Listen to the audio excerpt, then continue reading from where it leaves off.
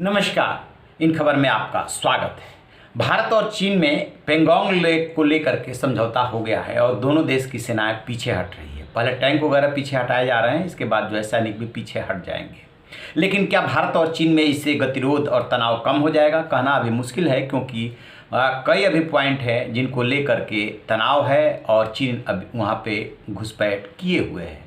उसमें Gogra, hot spring और देप्सोंग शामिल है। सबसे संवेदनशील मुद्दा देप्सोंग का है, जिसको लेकर के अभी चीन बातचीत करने को राजी नहीं है। लेकिन जैसा कि भारत सरकार में रक्षा मंत्री ने बयान दिया था कि जैसे ही यहाँ से डिसएंगेजमेंट हो जाएगा उसके 48 घंटे के अंदर अन्य बिंदुओं को लेकर के बात होगी। लेकिन चीन ने अब पहली बार जो है माना है। वैसे तो जो कमांडर्स लेवल की मीटिंग हुई थी उसमें भी माना था कि उसके सैनिक मारे गए हैं, लेकिन पहली बार उसने अपने मारे गए सैनिकों के नाम जारी किए हैं। क्या चीन का हृदय परिवर्तन हो रहा है? क्यों वो नाम जारी किया उसने? आप सुन करके चौंक जाएंगे कि अभी भी वो सही संख्या नहीं बता रहा है। उसको सही संख्या बताने में दिक्कत हो रही है। क्यों? महाशक्ति बनने निकला था और पता चला कि उसके 45 सैनिक जो है मारे गए थे। अब जो वो नाम गिना रहा है, जो नाम बता रहा है, वो महज 4 सैनिकों के नाम बताए हैं कि ये हमारे 4 सैनिक मारे गए हैं।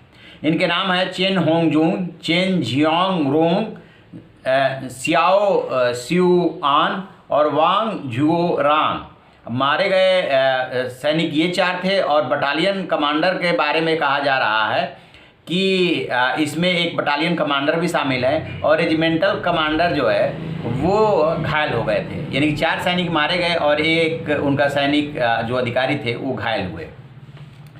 हमारे जो नादर्न कमांड के चीफ हैं लेफ्टिनेंट जनरल वाई के जोशी, उन्होंने मीडिया को जो अलग अलग इंटरव्यू दिया था उसमें वो सारी बातें बताई थी कि कैसे चीन जो है वार्ता के टेबल पे पीछे हटने को मजबूर हुआ। कैलाश रेंज की पहाड़ियों पे रेजिंगला रेचिनला में जिस तरीके से 29-30 अगस्त की रात को भारतीय सेना ने ऑपरेशन किया और वहाँ पे कब्जा जमा लिया, उसके बाद चीन की पूंछ दब गई थी और सिवाय उसके पास पीछे हटने के और कोई रास्ता नहीं था, क्योंकि भारतीय सैनिक उन पहाड़ियों को खाली करने को तैयार नहीं थे।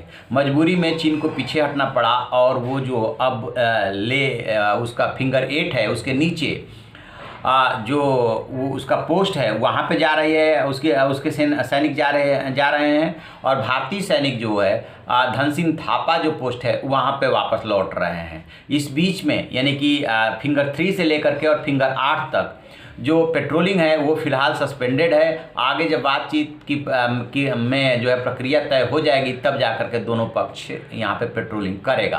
तो फिंगर 3 से लेकर के 8 का जो मसला उलझा हुआ था उसी को लेकर के आरोप लग रहे थे कि भारत ने फिंगर 4 छोड़ दिया। फिलहाल वो तो सुलझ रहा है, लेकिन अन्य बिंदुओं को लेकर के, अन्य पॉइंट्स को लेकर के मामला अभी उलझा हुआ है। अब आपको मैं बताऊं कि क्या चीन ने ये सही संख्या बता दी है? बिल्कुल नहीं। चीन पे कभी भरोसा किया भी नहीं जा सकता है।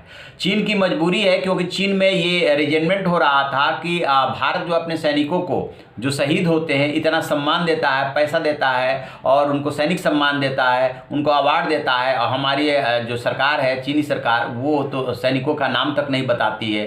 तो फिर ऐसे देश की सेवा करने से क्या फ़ायदा?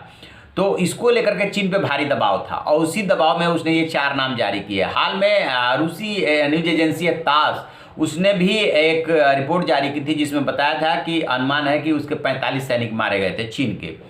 अमेरिका की जो इंटेलिजेंस एजेंसी है उनका भी यही अनुमान है कि कम से कम 40 से 45 सैनिक मारे गए थे। आपको बता दें कि वाईके जोशी ने जो इंटरव्यू दिया था उसमें ये बताया था कि एक ट्रक में भर के 50 सैनिक ले जाए गए थे। तो ये जो चीनी सैनिक थे जो मारे गए थे उनकी संख्या 45 हो सकती है।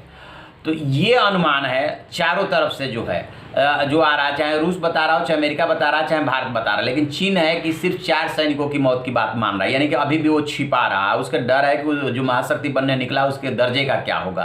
तो वो अपनी दर्जे की चिंता में है, इसीलिए वो अभी मान नहीं रहा है। चूँकि वहाँ पे आर्मी के भी चीफ जो हैं वो वहाँ के राष्ट्रपति शी जिनपिंग ही है, लिहाजा बिना उनकी मंजूरी के कुछ नहीं होता, वहाँ पत्ता तक नहीं हिलता है। और चूँकि पूरी की पूरी मीडिया जो है वो सरकारी है, जो इसी वजह से वही रिपोर्ट आती है जो सरकार कहती है।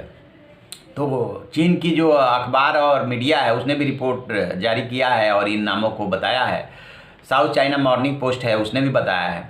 तो तो ये है हकीकत कि चीन को मजबूरी में ही सही अब नाम जारी करने पड़े हैं, लेकिन वो सही संख्या नहीं है। तो आप रहिए ना बेखबर, देखते रहिए इन खबर। Thank you.